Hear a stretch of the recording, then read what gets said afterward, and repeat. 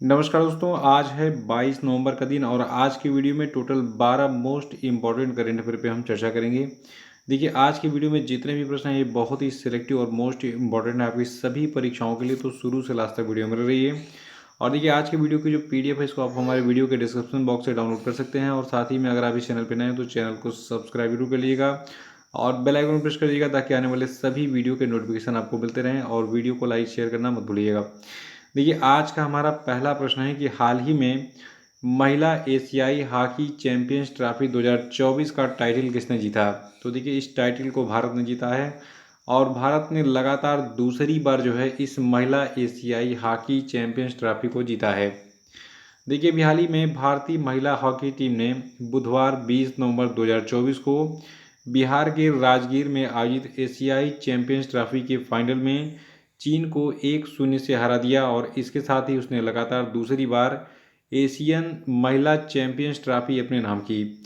और देखिए, भारत ने तीसरी बार एशियाई चैंपियंस ट्रॉफी जीती है, इसको याद रखिएगा, यानी कि 2 बार लगातार और एक बार इसके पहले। और सबसे खास बात मैं आपको बताने जा रहा हूँ 2024 के इस महिला एशियाई हॉकी चैंपियंस ट्रॉफी के बारे में, जिससे कम से कम 4-5 प्रश्न जो है एग्जाम में पूछे जाएंगे।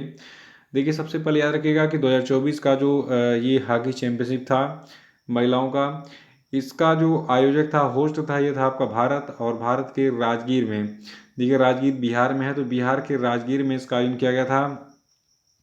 और इसका जो आयोजन है ये 11 नवंबर से 20 नवंबर तक किया गया और इसमें टोटल 6 टीमों ने पार्टिसिपेट किया था।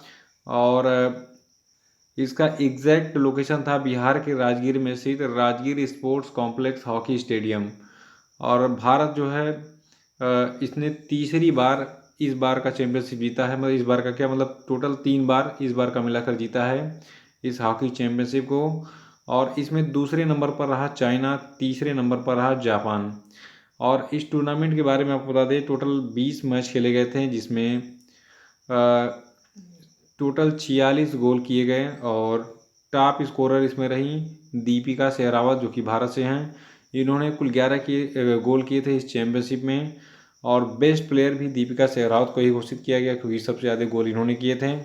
और बेस्ट यंग प्लेयर का अवार्ड जो है इसमें तैन जिन झुआंग को दिया गया, और नाम से लग रहा है चाइनीज़ होंगी।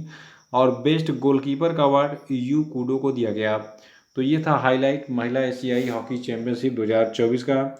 इसका खिताब जीता है भारत ने, किसको हराकर, चीन को हराकर। दूसरा प्रश्न हमारा है कि विश्व मत्स्य दिवस कब मनाया जाता है। तो देखिए, विश्व मत्स्य दिवस को हम 21 नवंबर को हर साल मनाते हैं। और इस वर्ष जो आपका विश्व मत्स्य दिवस था, इसका थीम है भारत का ब्लू ट्रांसफॉर्मेशन, छोटे पैमानों पर और सतत मत्स्य पालन को सशक्त बनाना, जो कि भारत की समावेशी विकास और इस क्षेत्र में सतत प्रथाओं के प्रति प्रतिबद्धता को रेखांकित करता है। और तीसरा प्रश्न है कि नागालैंड के 25वें हार्नबिल महोत्सव में कौन सा देश साझेदार देश के रूप में शामिल हुआ था। देखिए, आपको बता दें जो 25वां हार्नबिल महोत्सव आयोजित होने वाला है दिसंबर महीने में, जो कि नागालैंड का जो है एक पारंपरिक त्यौहार है। तो इस 25वें हार्नबिल महोत्सव में जो आपका जापान है ये नागालैंड के साथ साझेदार देश होगा। देखिए, हार्नबिल महोत्सव 1 से 10 दिसंबर तक नागालैंड की राजधानी कोहिमा के पास किसामा में आयोजित होगा। और इस महोत्सव में जापान का योगदान सांस्कृतिक प्रदर्शन, क्षमता निर्माण और हस्तशिल्प और बांस उत्पादों पर कार्यशालाओं के माध्यम से होगा, जिसमें प्रसिद्ध जापानी कलाकार और विशेषज्ञ इन सत्रों का नेतृत्व करेंगे। तो याद रखिएगा, जो 25वां हार्नबिल महोत्सव है इसमें जापान नागालैंड का साझेदार देश था। और आपको बता दें जापान के बारे में, जापान की राजधानी टोक्यो है। जापान की टोटल जनसंख्या है 12.45 करोड़। और जापान के जो प्रधानमंत्री, इनका नाम है शिगेरू इशिबा। और जापान की करेंसी है जैपनीज येन। देखिए, मुद्राएं तो एग्जाम में बहुत पूछी जाती है कि इस देश की मुद्रा कौन सी है। तो जापान की मुद्रा क्या है, जैपनीज येन है। और चौथा प्रश्न हमारा है कि विश्व रोगाणु रोधी प्रतिरोध जागरूकता दिवस जो है ये कब मनाया जाता है। तो देखिए, हर साल 18 से जो है 24 नवंबर तक विश्व रोगाणु रोधी प्रतिरोधी जागरूकता सप्ताह मनाते हैं हम हर साल।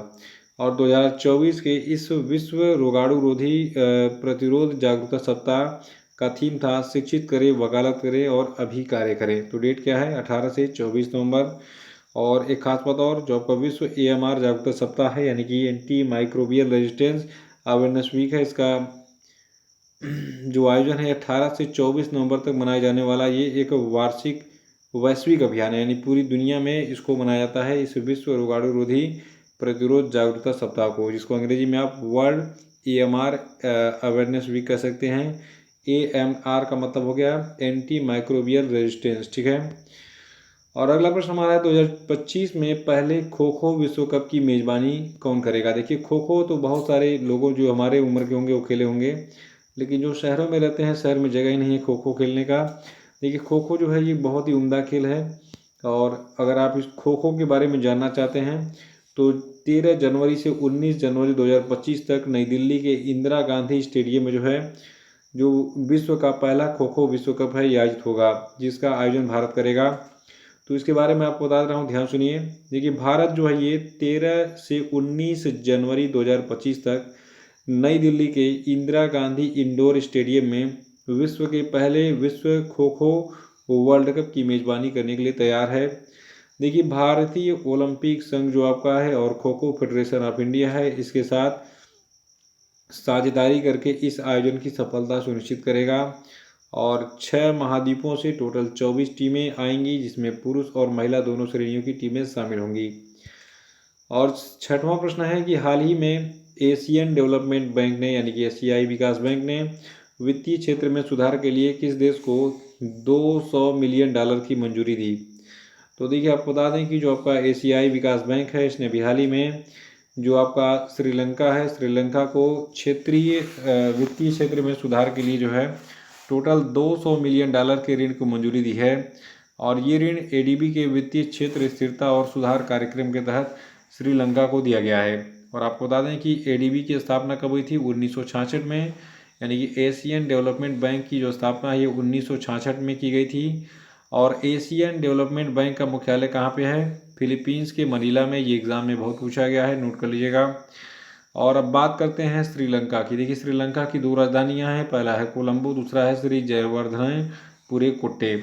और श्रीलंका की जो करेंसी है ये आपकी है श्रीलंकन रुपी, और श्रीलंका के प्रेसिडेंट हैं अनुरा कुमारा डिसानायाके, और यहाँ के प्राइम मिनिस्टर हैं हरिनी अमारा सूर्या, और यहाँ की टोटल पॉपुलेशन 2.2 करोड़ है। सातवां प्रश्न हमारा कि हाल ही में किस देश ने पानी की कमी के कारण आपातकाल यानी कि इमरजेंसी की घोषणा की है। देखिए पानी की हम लोग बहुत बर्बादी करते हैं, लेकिन कई सारे ऐसे देश हैं हमारे पास तो पानी है भारत में प्रचुर मात्रा में, तो हम यूज कर ले रहे हैं। देखिए एक देश है इक्वाडोर, ठीक है, इक्वाडोर में पानी की कमी हो गई है और इसीलिए वहाँ पर इमरजेंसी घोषित कर दी गई है। अभी हाल ही में दक्षिणी अमेरिकी देश इक्वाडोर ने जो है जंगल की आग और पानी की कमी के कारण पूरे देश में इमरजेंसी की घोषणा की है। और जो वहाँ का पर्यावरण मंत्रालय है इसके द्वारा अनुमोदित आपातकाल की स्थिति टोटल 60 दिनों की रहेगी, यानी कि 60 दिनों तक आपातकाल लगा रहेगा इक्वाडोर में पानी की कमी के कारण। देखिए इक्वाडोर जो है ये 6 दशकों में सबसे भयंकर सूखे का सामना कर रहा है वर्तमान में। इक्वाडोर में एक ज्वालामुखी है जिसका नाम है कोटापैक्सी, ये बहुत ही फेमस है। तो कोटापैक्सी नाम का एक ज्वालामुखी भी है इक्वाडोर में, ये अलग से थोड़ा सा नोट कर लीजिएगा। और देखिए इक्वाडोर की बात करें तो इसकी राजधानी है क्विटो, यहाँ के प्रेसिडेंट हैं डेनियल नोबोआ, और पॉपुलेशन है इक्वाडोर की 1.82 करोड़, और इक्वाडोर की करेंसी है यूनाइटेड स्टेट डॉलर। और देखिए इक्वाडोर जो है यहाँ की ऑफिशियल लैंग्वेज है स्पेनिश, यानी कि यहाँ के लोग स्पेनिश भाषा बोलते हैं। आठवां प्रश्न है कि हाल ही में जो SECI यानी कि भारतीय सौर ऊर्जा निगम है इसने ग्रीन हाइड्रोजन पहल को बढ़ावा देने के लिए किस संगठन के साथ एक मेमोरेंडम ऑफ अंडरस्टैंडिंग यानी कि MOU पर हस्ताक्षर किया है। तो देखिए एक कंपनी है H2 ग्लोबल स्टिप्टंग, ठीक है, स्टिप्टंग है, नाम थोड़ा सा अजीब लग रहा है, यानी कि ये विदेशी कंपनी होगी। तो 21 देश की कंपनी है, ये मैं आपको बताने जा रहा हूँ, ध्यान सुनिए। देखिए हाल ही में solar energy corporation of India यानी कि जो भारतीय सौर ऊर्जा निगम है इसके जो निदेशक हैं संजय कुमार शर्मा, इन्होंने जर्मनी की कंपनी है H2 ग्लोबल स्टिप्टंग, तो इसके साथ एक समझौता किया है। और इस कंपनी के जो कार्यकारी निदेशक हैं जिनका नाम है डॉक्टर सुजान मोरेरा, तो इनके साथ मिलकर संजय शर्मा ने जो है एक समझौते ज्ञापन पर हस्ताक्षर किया है भारत में ग्रीन हाइड्रोजन को बढ़ावा देने के लिए। सरल शब्दों में ऐसे याद कर लीजिए कि जर्मनी की एक कंपनी है H2 ग्लोबल स्टिफ्टंग, इसके साथ भारतीय सौर ऊर्जा निगम ने जो है भारत में ग्रीन हाइड्रोजन पहल को बढ़ावा देने के लिए एक समझौते ज्ञापन पर हस्ताक्षर किया है। और अगर अलग से प्रश्न बनेगा तो ये बनेगा कि भारत ने जो है भारत में ग्रीन हाइड्रोजन पहल को बढ़ावा देने के लिए किस देश की कंपनी H2 ग्लोबल स्टिफ्टन के साथ जो है समझौता किया है। तो ये कंपनी कहाँ की है, जर्मनी की है। और इस कंपनी के जो निदेशक हैं इनका नाम क्या है, इसके कार्यकारी निदेशक का नाम है डॉक्टर सुजान मोरेरा। और नवा प्रश्न हमारा है कि हाल ही में पीएम मोदी को किस देश के सर्वोच्च सम्मान डोमिनिका अवार्ड ऑफ ऑनर से सम्मानित किया गया। तो देखिए अभी हाल ही में प्रधानमंत्री मोदी को जो है एक देश है डोमिनिका, तो डोमिनिका के सर्वोच्च सम्मान डोमिनिका अवार्ड ऑफ ऑनर से सम्मानित किया है। और आपको बता दें जो डोमिनिका के राष्ट्रपति हैं इनका नाम है सिल्वेनी बर्टन। इन्होंने भी हाल ही में पीएम मोदी को कोविड महामारी यानी कि कोरोना काल के समय डोमिनिका की मदद के लिए इस सम्मान से सम्मानित किया है, जिस सम्मान का नाम है डोमिनिका अवार्ड ऑफ ऑनर। और ये सम्मान गयाना के जार टाउन में दूसरे भारत कैरिकॉम शिखर सम्मेलन के दौरान सिल्वेनी बर्टन जो कि डोमिनिका के राष्ट्रपति, इन्होंने प्रधानमंत्री मोदी को प्रदान किया। और डोमिनिका देश की बात करें अगर हम तो इसकी राजधानी क्या है, रोसेऊ, और यहाँ की करेंसी है ईस्ट कैरेबियन डॉलर।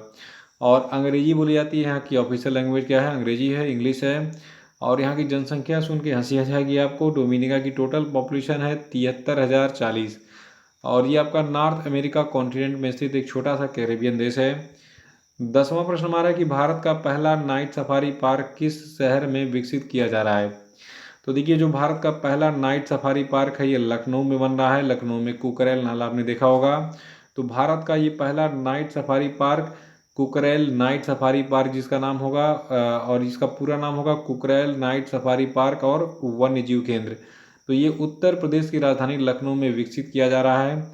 और ये दुनिया की 5वीं और भारत की पहली ऐसी सफारी है जो कि नाइट सफारी है, ठीक है।